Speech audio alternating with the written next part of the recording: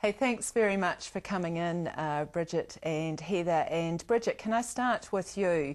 The Mission Adventure Challenge, you were selected, you're allowed yourself and one other to go on this mission adventure. Can you tell me a little bit about why you decided to enter? I think I entered at parachute because the Bible Society had a stand at parachute, and I sort of walked past and I wasn't going to enter at first because I actually get quite bad motion sickness, and I was like, I'd be the worst person to go on that trip. And then I was like, no, you know what, that sounds like a whole load of fun. So yeah, at first it was, because it'll be a whole load of fun, and I think it just gradually progressed through to be something that I really wanted to be a part of. So. And what about you, Heather? I joined it just because my parents, they got this poster from the Bible Society, and they're like, oh, you know, Heather, you should try it out and see what happens. I'm like, no, whatever. But then I tried it and did some of the challenges and things, and it was really cool just seeing what they were doing and things. But I was really surprised to get to the end. Yeah.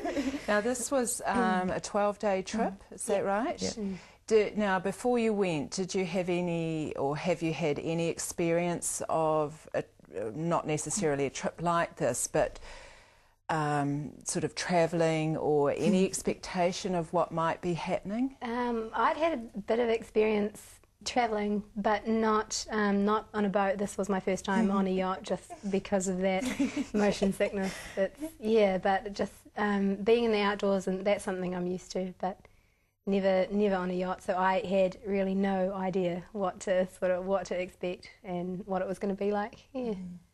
Can you tell me, like, how important was the Bible to you before you went on the trip? I think it was, I'd say, one of those things that would be like, yeah, it's important, but you don't really value it, I think, until, well, I didn't value it as much as I do now. Like, and the way that you read it too it just made such a difference to, instead of sort of scrambling through it, okay, God, I'm going to do this, or this. Which one of these would you like me to pick to do? It was, now it's like, you tell me what to do, and instead of, limiting him to my options. That's what I found. For me, it was like going through the year beforehand, because I've been kind of going through with the youth group, like how important the Bible really is, and it was really cool because then going on this trip, it kind of solidified it, how important it is and how much trust we need in God. And it was just really cool that it came in at that time. Yeah.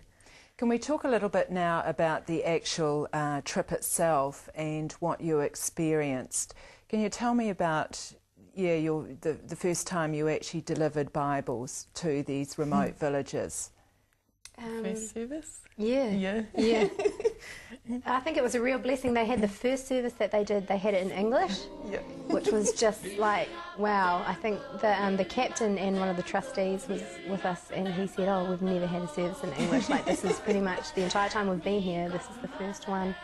And so just being able to hear it in English and sort of being able to share about ourselves in English, that was pretty amazing. And just sort of giving over the box of sort of Bibles and sort of scripture portions to the church, and seeing them use it afterwards as well. Like, there was one kid later on in the trip, and they were walking along the road. We picked them up in the truck, and like they were holding one of the children's books that we'd given out, which was really cool, because then they're actually using it and it's getting into the villagers' hands and stuff, which is so these villages didn't have Bibles, or very limited numbers of Bibles? Yeah, I remember sitting in a hall, and I could probably see only about half of the hall, and maybe 50 of them. And one of the South Pacific Bible Society leaders asked, how many of you have Bibles, to just the children? And I think about only 7 of them out of the 50 that I could see put their hands up to say that they had Bibles.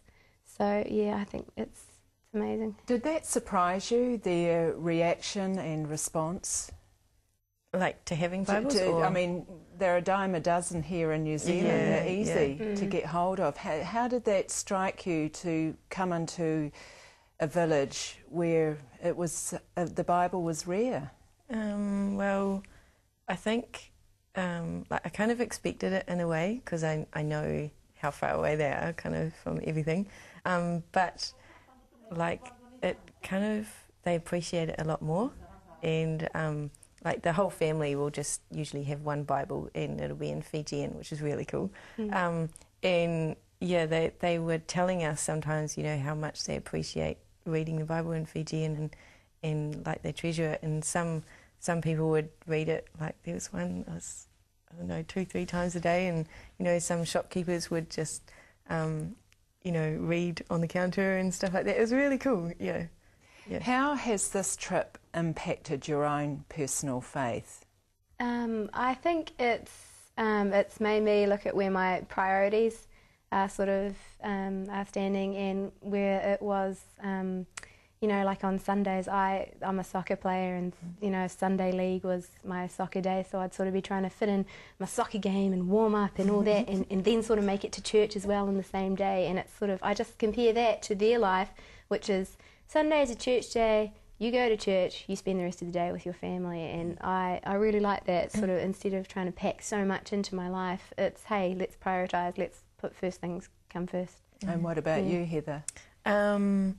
It made me really trust in God. Like, I had a bit of funny in the tummy problems, and it was just a real struggle sometimes to get the strength to do what we needed to do in the services and stuff. But I knew with just reading the Bible and things like that, and there's a special verse, Philippians chapter 4 verse 13, I think it is, and it was amazing. Yeah, it just really made me rely on Jesus' strength, you know, and that he can let you do anything that he needs you to do with his strength. Yeah, it's really cool.